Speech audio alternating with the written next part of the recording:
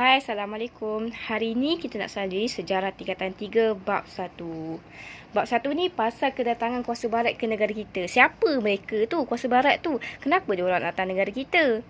Dan macam mana dia orang datang negara kita tu, strategi dia orang nak masuk negara kita tu. Takkanlah senang-senang je kan, mesti ada strategi.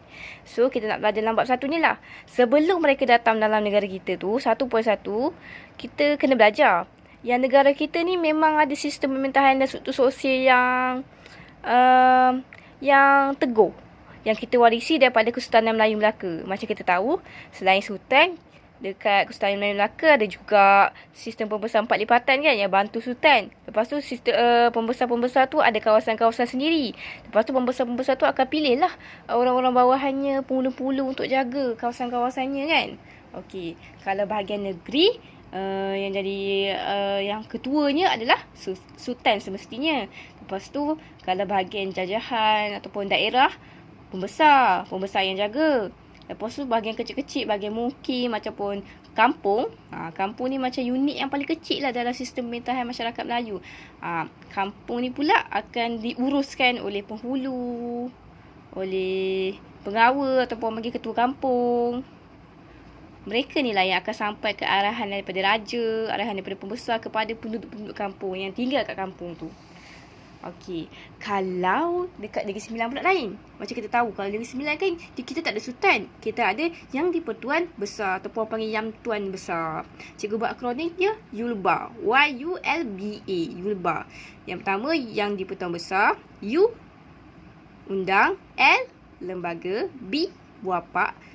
A, anak buah ataupun ibu sokong. Yulba. Y-U-L-B-A. Yang tuan besar, undang, lembaga, buapak, anak buah ataupun ibu sokong. Ibu sokong ni macam ketua lah. Nama pun ibu kan. So, perempuan lah kan. Kalau pernah tengok orang-orang yang pakai macam topi. Dia macam topi. Dia macam lipatan kain. Lepas tu dia lipat tu macam tanduk kerbau. Dia macam bercapah dua tanduknya. Dia pakai kat atas kepala. Lepas tu dia pakai. Cantik-cantik lah kalau awak tengok. Awak type je ibu sokong dekat Google. Awak akan tengok lah. Mungkin awak pernah nampak kot. Kalau Hari Merdeka tu macam ada kostum kan. Cikgu biasa nampak kostum ibu sokong ni. Ibu sokong ni individu yang dia tahulah pasal dia paling arif tentang adat dengan asal-usul keluarga dia. Keluarga yang mengamalkan adat batin lah. Kalau dekat Negeri Sembilan ada banyak tau keluarga dia. Ada yang panggil tangga batu. Ada banyak lah dia punya kelompok-kelompok keluarga ni. Kelompok keluarga ni setiap orangnya ada wakil. Ibu sokong ni lah. Lepas tu ibu sokong ni dia akan pilih pula buapak. Buapak ni akan pilih pula lembaga.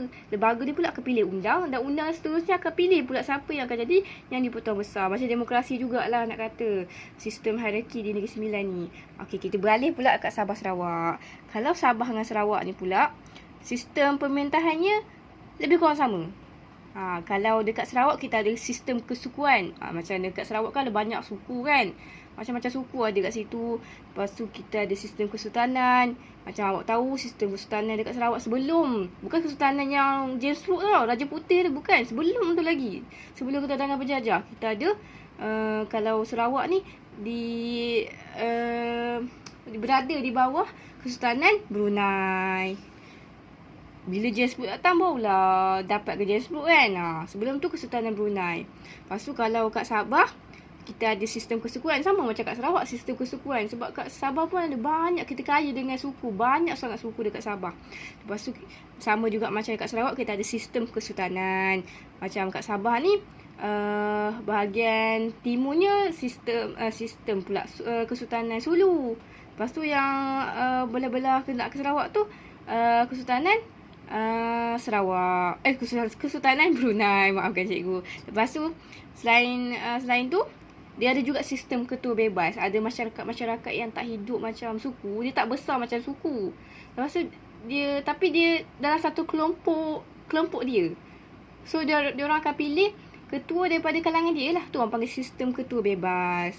So kalau kat Sarawak ada dua, sistem kesukuan dengan sistem kesultanan. Kalau kat Sabah pula ada sistem kesukuan, sistem kesultanan sama dengan Sarawak. Tambah lagi satu, sistem ketua bebas. Dan dekat negara kita sebelum kedatangan penjajah, kita ada juga perundangan yang kukuh. Kita ada sistem undang-undang sendiri macam dekat apa namanya? Dekat Melaka kita ada hukum kanun Melaka. Lepas tu kita ada hukum kanun Pahang. Kanun Pahang ni undang-undang yang kedua tertua. Dekat tanah Melayu lah. Selepas hukum kanun Melaka. Lepas tu kita ada undang-undang 99 Perak. Undang-undang 99 Perak ni dia tak ikut orang panggil, kan macam kalau undang-undang lain ni dia dipengaruhi oleh Islam. Kalau contohnya berzina, dia akan dihukum ikut cara Islam lah kan, macam hudud. Kalau undang-undang 99 Perak ni dia banyak dipengaruhi oleh cikgu cerita je lah, tak masuk dalam buku teks pun, sahaja cikgu cerita. Dia banyak dipengaruhi oleh adat. Contohnya macam zina. Kalau zina biasanya kita kejam kan.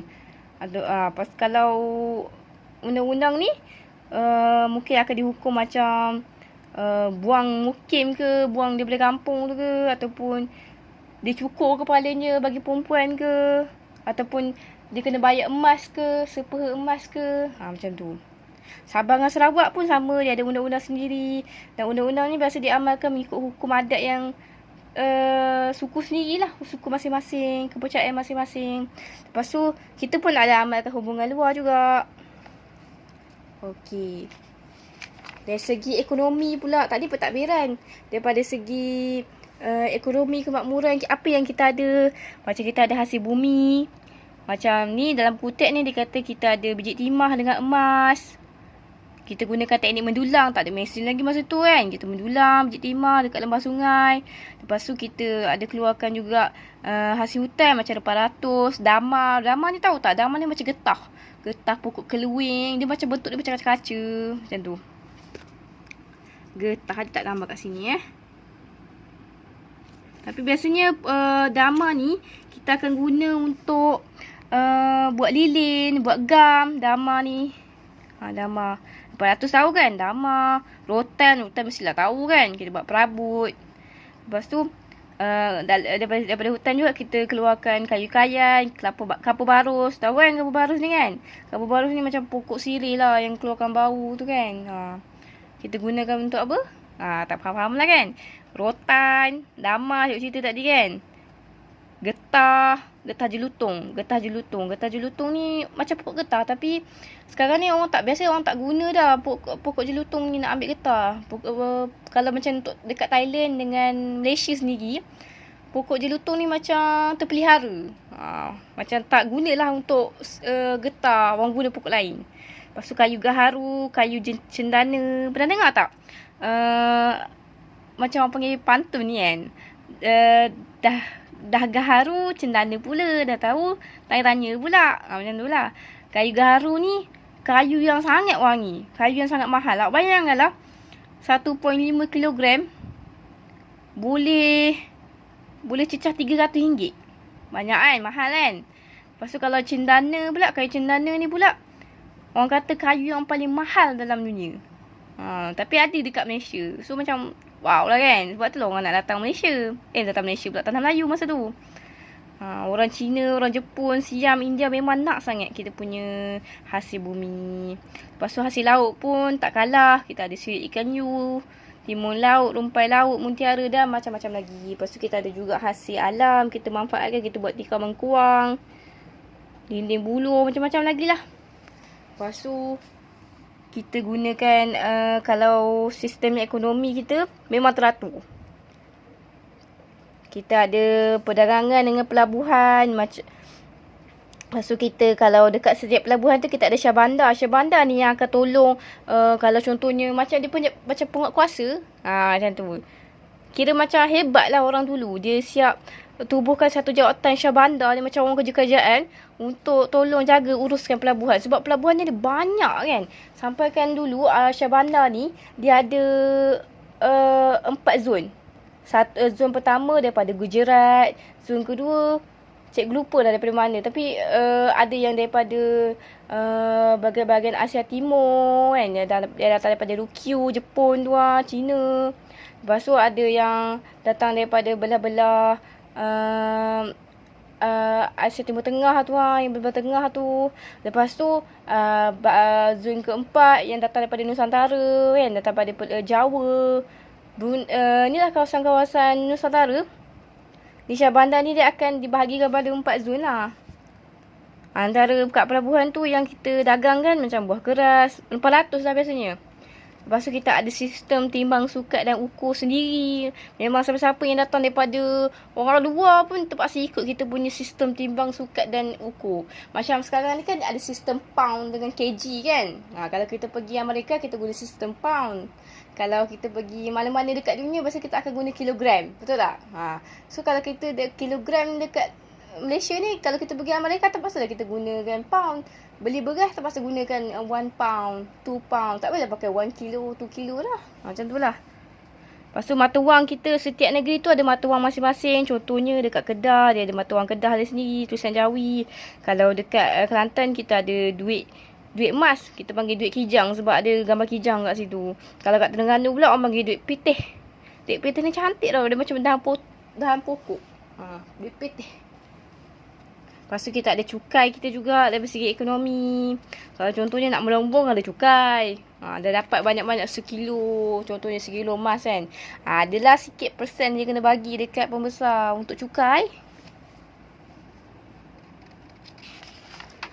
Seterusnya, kalau dari segi pendidikan pula sebelum Kedatangan Barat, kita ada 2 pendidikan tidak formal dengan formal. Secara keseluruhannya kalau tidak formal, cikgu ringkaskan daripada biasanya kalau pendidikan awal dalam keluarga je lah.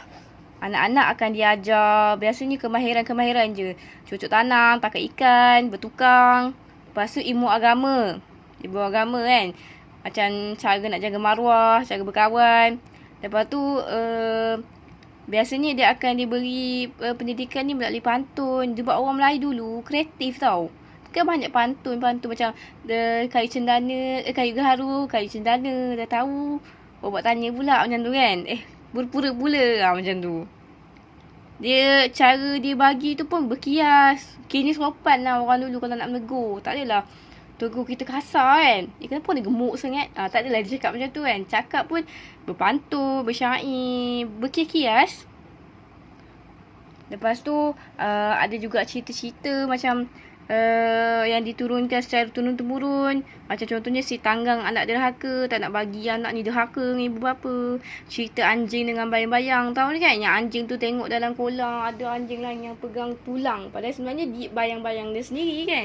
Dia jealous dengan anjing yang dalam bayang-bayang tu. Lalu dia pergi tekam, tulang ni pun mengalir ikut sungai tu lah, ikut kolam tu lah.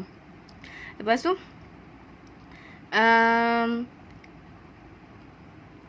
pendidikan tak formal ni secara disampaikan melalui pantun, syair, daripada mulut ke mulut. Macam tu.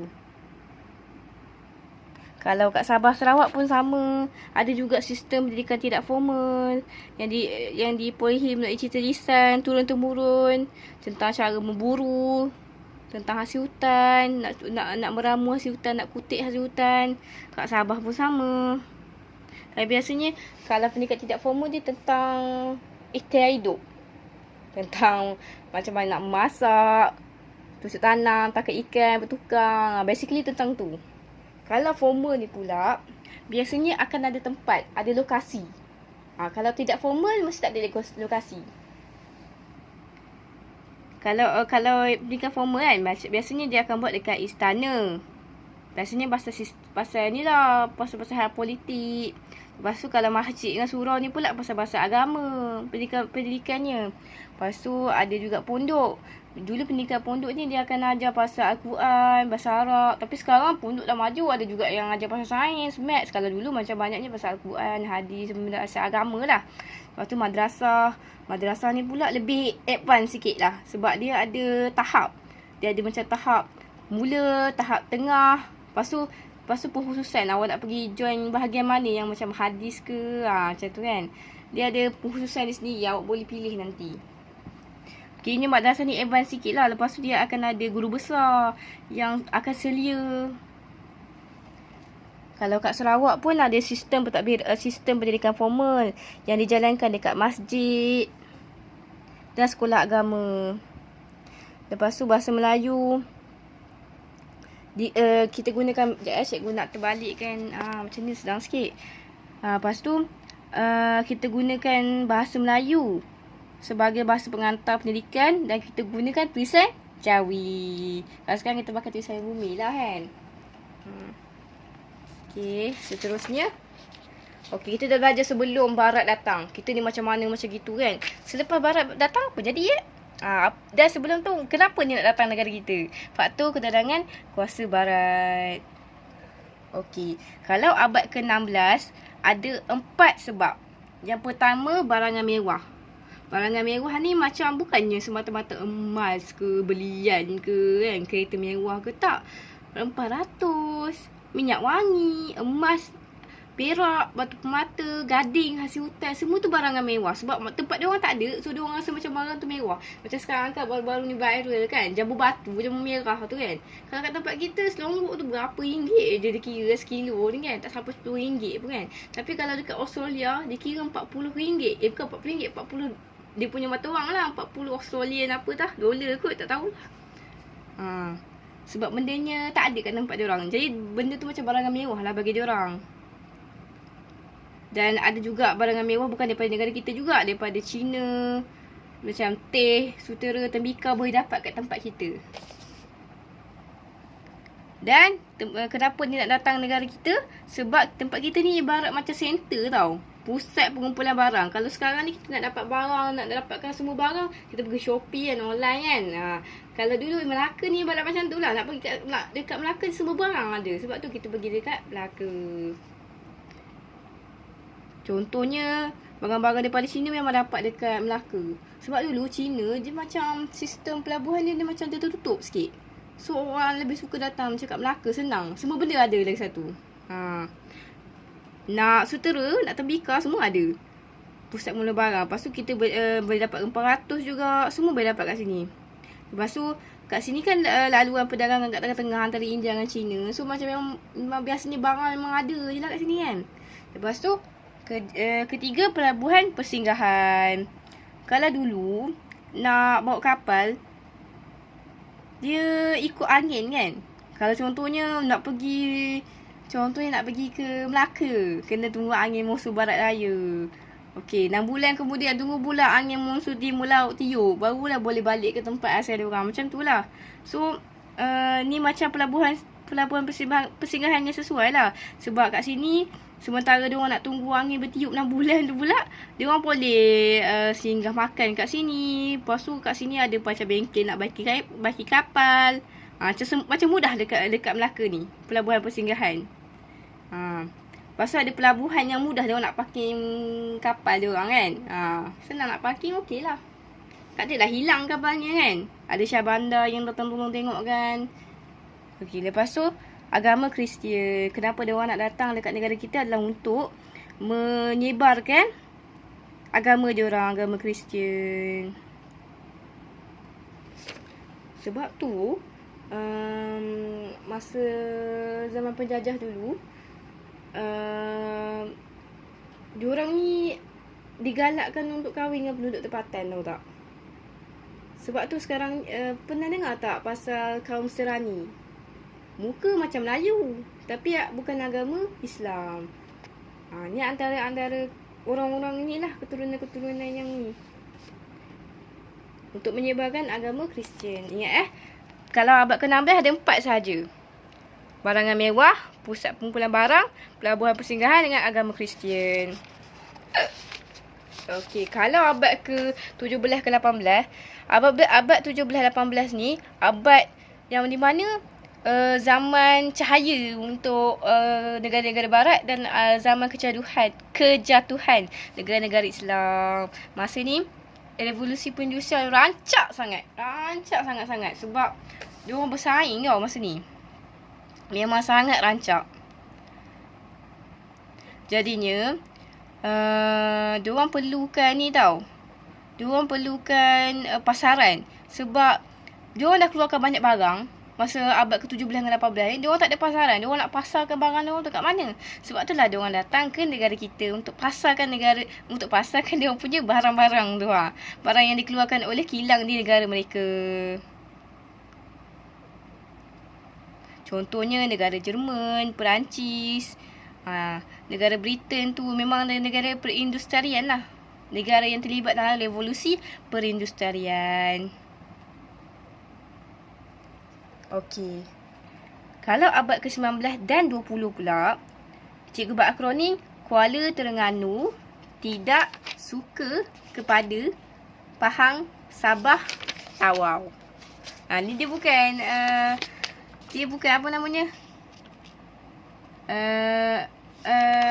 Resis ke apa benda. Ni akronim semua mata. Contoh. Awak nak buat akronim lain pun boleh. Kuala. Okey, Kuala sebab apa? Kuala ni K kan? Kereta. Masa dulu, masa abad ke-19 ke-20 ni orang dah mula tahu tentang kereta. Macam dulu orang konsentrate yang kereta api kan. Nak angkut barang daripada point A ke point B. Lepas tu bila orang dah belajar pasal kereta, dah keluarkan kereta, dia perlukan ni lah. Bahan yang paling penting sekali. Tayar dia. Itu getah. Getah ni dapat kat mana? Dekat negara kita lah. Lagi satu, getah ni bukan untuk tayar saja. Barang-barang dalam kereta tu pun ada jugalah. Pentingnya getah ni. Lepas tu, Kuala Terengganu. T. Tanah. Macam awak tahu kan, kat negara kita ni kan subur kan. Campaklah apa pun. Subur insya-Allah tumbuh. Macam getah, tebu, tembakau, padi. Lepas tu selain tu, walaupun tanah kita subur, bawah tanah kita sendiri, hasil galian kita sendiri, kita ada biji timah, kita ada biji besi, emas, petroleum, bara batu, benda-benda ni yang menyebabkan dia orang rasa macam menarik lah nak datang kat negara kita. Okey, lepas tu Kuala Terengganu tidak. Tin. Macam dekat Amerika Syarikat masa tu, ada industri mengenting makanan ni macam terlalu pesat membangun. Lepas tu diorang nak buat tin mesti perlukan biji timah kan. Sampai ke harga biji timah ni melambung tinggi tau. Sebab tu lah Amerika Syarikat dan negara-negara lain ni macam terfikir macam mana kita orang nak cari biji timah ni kan. Nak dapatnya daripada tanah Melayu kan, daripada alam Melayu kan. Sebab tu lah diorang fikir, diorang target juga alam Melayu ni. Sebab kita ada biji timah. Kuala Terengganu tidak suka. Suez. Dulu kalau orang-orang barat nak datang ke Nusantara, ke China, ke alam Melayu, dia orang ikut Tanjung Harapan kan. Memang sangat jauh daripada sini. Kan, Tanjung Harapan ke sini. Tapi lepas terusan Suez ni digali, perjalanan ni disingkat. Dipendekkan lah. Mudah perjalanannya. Sebab tu lah makin galak orang barat datang ke alam Melayu. Okey, lepas tu ciptaan kapal wap kepada Kuala Terengganu tidak suka kepada kapal wap. Bila kapal wap muncul, kita tak perlu lagi tunggu 6 bulan untuk angin monsun barat laut, angin monsun timur laut, tak perlu lagi. So kapal tu boleh bergerak cepat. Dalam masa setahun tu boleh gerak 2-3 kali lah macam tu. Kalau tak sebelum ni, kapal tu boleh kalau dalam setahun tu agaknya boleh gerak sekali saja. Pergi balik macam tu. Lepas tu, kos barang dagangan pun jadi murah lah. Sebab bendanya makan masa yang sekejap. Sekejap, pantas dan efisien. Lepas tu kapal wap ni lagi besar daripada kapal biasa. Boleh bawa muatan yang lagi banyak lah. Sebab tu barang lagi murah. Sebab tu dia orang lagi suka ambil barang kat tempat kita. Sebab ada kapal wap. Okey. Kuala Terengganu tidak suka kepada Pahang. Pahang. Persaingan. Kan cikgu cakap, masa tu ada banyak sangat kuasa-kuasa barat. Antaranya Britain, Jerman, Perancis, Sepanyol dan Amerika Syarikat. Mereka ni macam bersaing tau nak menguasai tanah jajahan. Terutamanya dekat alam Melayu. Lepas tu, Tawau. Telegraf. Telegraf ni dia macam, kalau sekarang ni cikgu boleh samakan macam message, macam fax. Ada orang tahu tak fax? Macam email lah macam tu lah. Tapi telegraf ni, dia macam kita guna kod Morse tau. Dia akan hantar message tu dalam bentuk kod Morse macam titik. Dia macam tu. Dia tak adalah message macam, hey, apa khabar? Tak macam tu. Tapi orang kat situ adalah translator yang boleh terangkan message yang dihantar melalui telegraf tu. Bila telegraf ni ada, tak perlu lagi orang-orang Eropah tu macam datang naik kapal nak pergi ke alam Melayu. Just hantar message je. Orang-orang yang dekat tanah Melayu dah tahu dah apa bos dia cakap. Okey, sekilo beras dia nak. Okey, hantar sekilo beras melalui kapal macam tu. Lepas tu Sabah. Kuala Terengganu tidak suka kepada Pahang, Tawau, Sabah. S tu, Sabah tu, slogan beban orang putih. Dulu orang putih ni dia macam poyo lah bajet. Dia rasa macam dia ada beban tau, tanggungjawab untuk sebarkan nama adun je tu. Pengaruh dia orang. Sebab dia orang rasa macam orang kita ni macam tak bertamadun sangat. Biasalah kan, poyo kan. Dia orang rasa macam tugas dia orang tu lah untuk mentamadunkan kita. Yang dianggap sangat mundur-mundur ni. Okey, 1.3. Persaingan Kuasa Barat untuk mendapatkan tanah jajahan. Okey, dalam peta muka surat 16 ni dia ada tunjuk kan. Banyak negara dia bagi kat sini British, Perancis, Belanda, Sepanyol, Amerika, Portugis. Kalau segenting sekera ni Perancis, kawasan Indochina ni. Lepas tu kalau ujung salang ni kalau sekarang ni macam Phuket. Kawasan Phuket tu. Rusia nak kuasai. Jerman nak kuasai Pulau Langkawi. Amerika nak kuasai Terengganu. Bruk pula macam kita tahu kat Sarawak.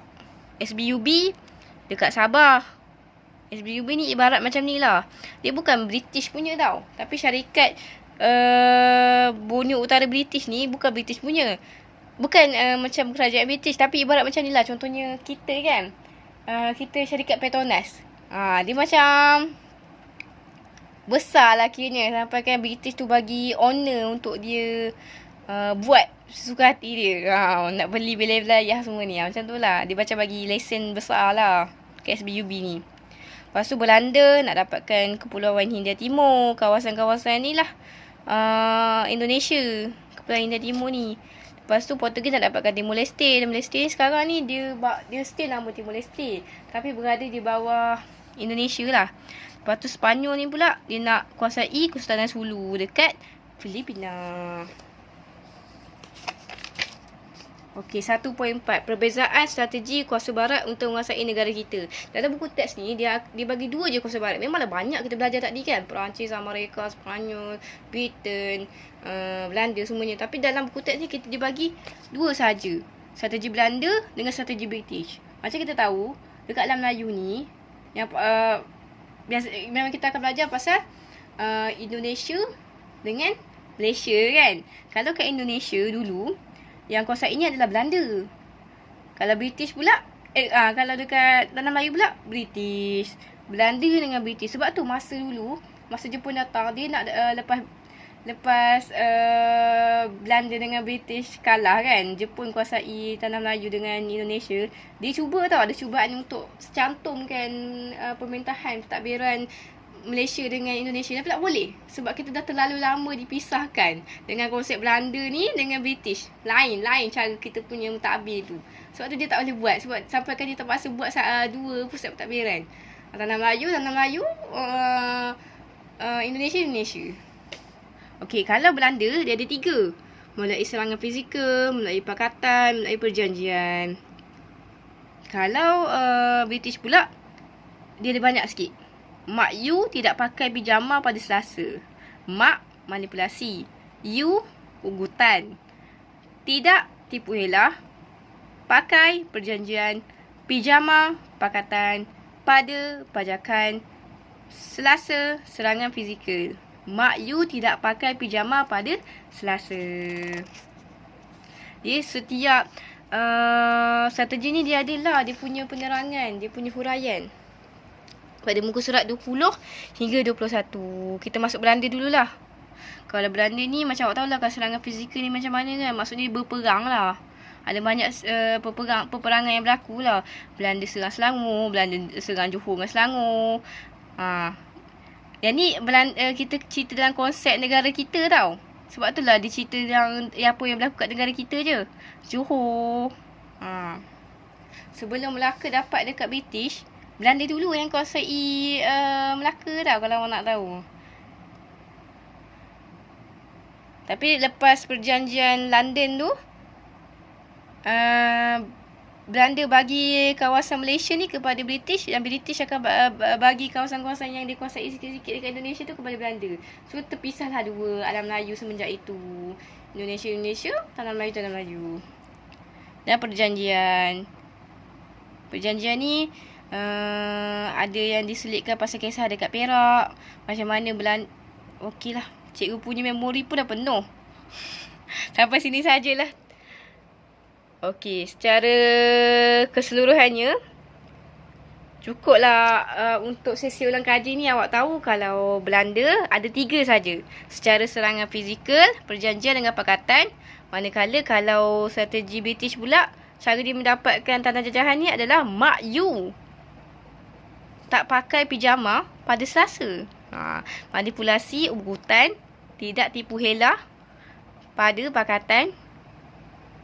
Tidak pakai pakatan pijama perjanjian pada pajakan, dan Selasa serangan fizikal.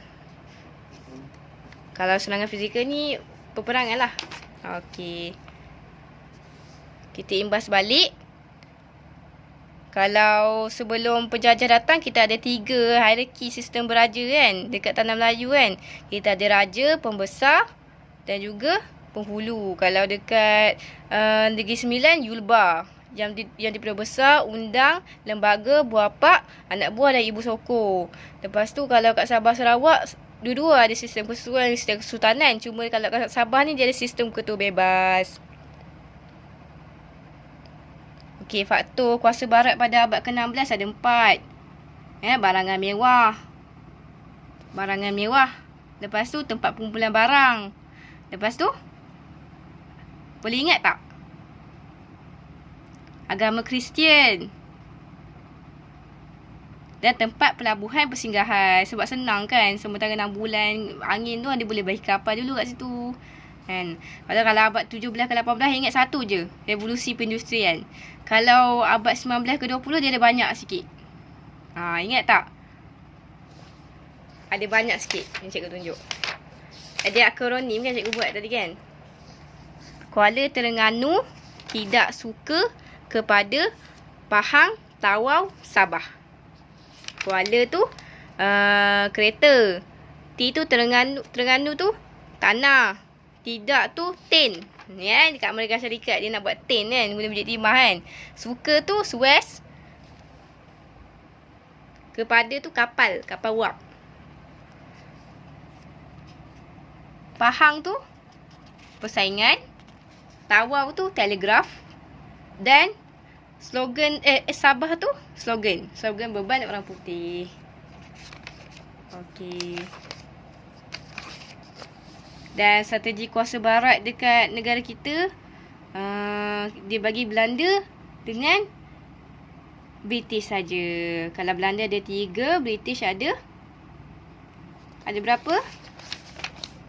Banyak ni Mak saya tidak pakai pijama pada Selasa. Ada 7. Okey, tamatlah ulang kaji kita pada hari ni. Kalau ada soalan, boleh PM Telegram cikgu, okey? Ataupun WhatsApp cikgu. Assalamualaikum.